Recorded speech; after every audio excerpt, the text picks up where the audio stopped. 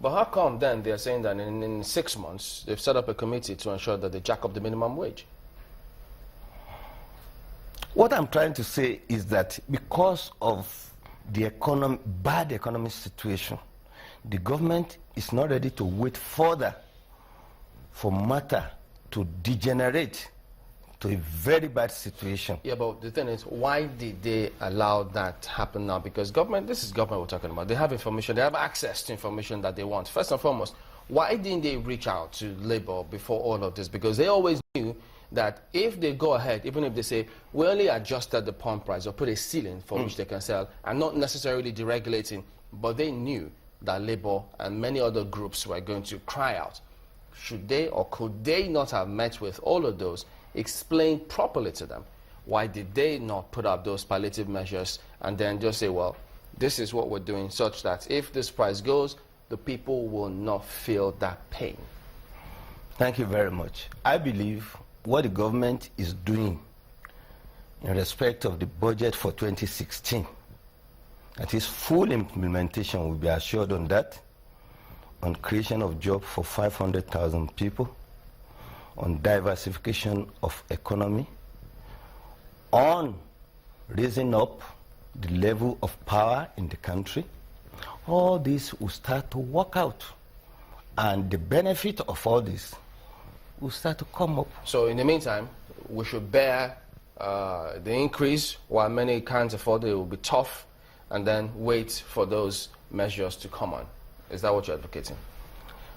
The pace which normally comes before the gains come. We have to bear it, show understanding with the government over the matter, and see how it works out.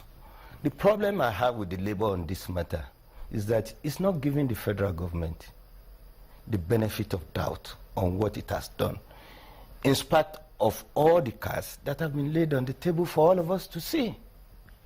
You don't rush government to revert the pump price of fuel when you have been briefed fully. No, they say government did not brief us fully about this. You called for a meeting. Okay. And upon that meeting, it did appear as though they had reached a decision and they were just reading them out to us. That's what Labour says. Okay. And then Labour says, no, we have to consult with our group before we come up with our position.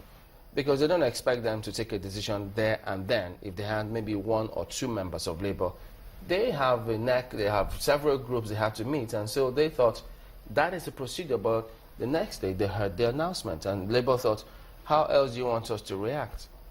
Thank you very much. I will let you know, and I believe you know, that this strike that has been declared today is not total. It is not total. Why do you say because a number of bodies that are part of NLC, forget about Ajero faction or no Ajero faction, those who are in the oil sector, those who are in manufacturing, and some people in other areas do not believe that the strike should hold.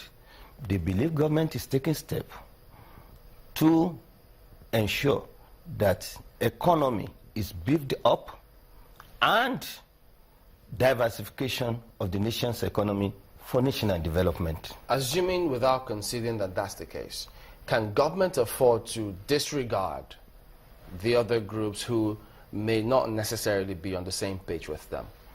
No, I don't think so. Government has not disregarded them, and it will not disregard them.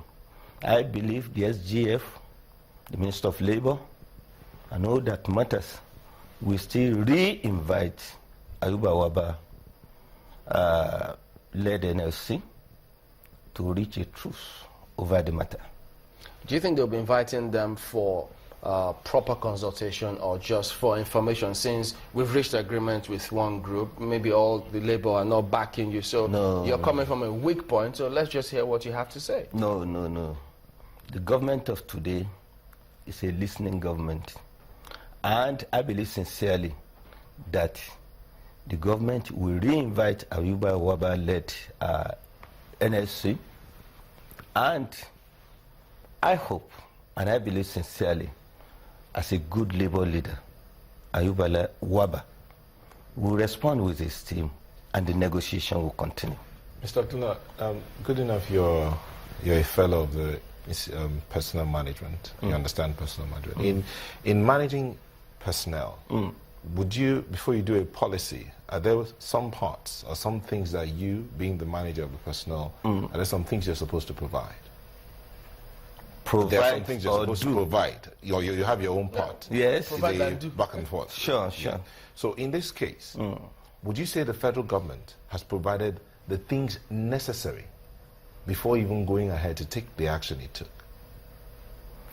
I would say that the government has taken necessary steps to ensure that all stakeholders are briefed on the current situation and what the government was going to do to ensure that we have a better situation. Because the NLC's complaints, electricity tariffs are up. There's a court injunction, there's a court judgment restraining the federal government from increasing electricity tariffs. The federal government did not heed to that. It still went ahead, according to the NLC. And then the NLC brought forth a proposal for minimum wage increase, according to law. The federal government is still looking at that, but the federal government proposes an increase in petroleum price, pump price of fuel, and almost immediately implements it. These are the three major things that are grieving the NLC. And the federal government has not provided the palliatives that should be, according to the NLC. And you say the federal government has played its own role, and there's a balance. Through the media, we have been able to know what the government is doing to ensure that palliatives are given to reduce the pains of the introduction of new pump price of fuel. Have they been given, or they are going to be given, or they've been declared but not implemented? Is part of what is going on. It's going to go pari passu. Money in respect of fuel is coming in. Government is fulfilling part of its own obligation. That is employment of 500,000 people to reduce unemployment in the Nigerian society. I look forward to seeing government agreeing on new minimum wage for workers, not necessarily 56,000. But I was taken aback when I read in the media that His Excellency, the governor of Nasarawa State, has cut his own salary and that of the deputy by 50%, that of political office holders by 25%, and cut public servants' salary by 35%. Very unfair, unexpected. Unfair on who? Public servants or? Unfair to the public servants. So if there is strike in Nasarawa, it is justified. Because how do you cut the salary of public servants? What public office holders today and in Nigeria is more than, is outrageous, I would say. If a commissioner takes as much as 450,000 or 550, and 18,000 naira is not given to the public service worker, or is given, compare that. When they are going, political office holders will still take severance package, as if they have worked like the civil servant for 30 or 35 years. It was when the politicians came and saw that the public servants take gratuities, they now coined another word for their own illegal package of severance package. How did we let that slip us by, especially when they talk about pension? Yes. You don't give pension to public office holders, politicians. No, they do not deserve it. If a public servant works for about 30, 35 years, and at the state level, People who are even on grade level 16 were not giving up to 5 million naira as gratuity. The salary was not more than about 80,000 when they were living, and the pension is not more than 75,000 or 100,000 or so.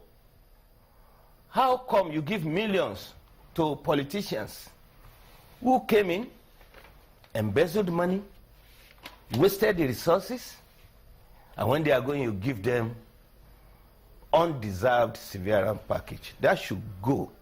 All right, well, we'll have to anchor there. Ibrahim Abdullah is a fellow Chartered Institute of Personnel Management of Nigeria. Thank you for coming on this morning. Thank you very much. We will be back in a moment. We're still focusing on this, what is it, price modulation, deregulation, price, new fuel price regime, whatever, whoever calls it. Join us again in a moment.